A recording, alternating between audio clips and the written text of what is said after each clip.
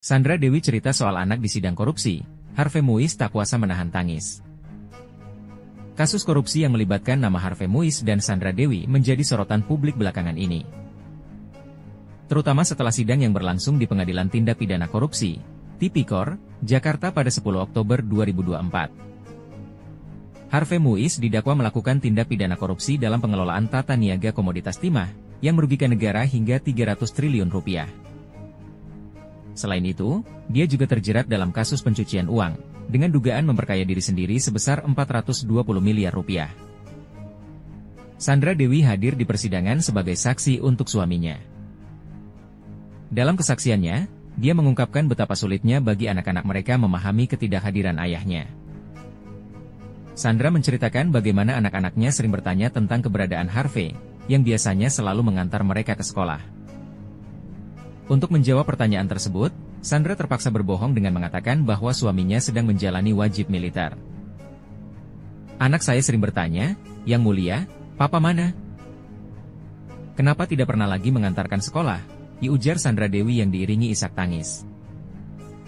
"Saya bilang, 'Papa sedang wamil, anak saya suka BTS, grup musik asal Korea, jadi tahu wamil,' sambungnya.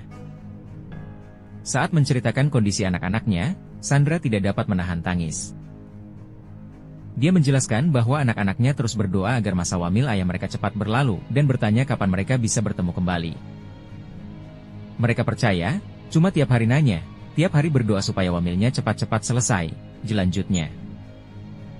Di tengah pernyataan Sandra Dewi, terlihat Harvey Muiz tak kuasa menahan tangis. Berkali-kali dia mengusap air matanya. Terlihat jelas, Harvey sangat terpukul ketika Sandra Dewi menceritakan bagaimana anak-anaknya sangat merindukan ayah mereka. Ruang sidang juga terlihat begitu emosional, banyak yang ikut terharu mendengar penuturan Sandra Dewi. Kehadiran Sandra di persidangan bukan hanya untuk memberikan kesaksian, tetapi juga menunjukkan dukungannya kepada Harvey di tengah situasi yang sangat emosional. Dalam sidang tersebut, Sandra menjawab berbagai pertanyaan dari hakim mengenai penghasilan dan aset yang dimiliki mereka.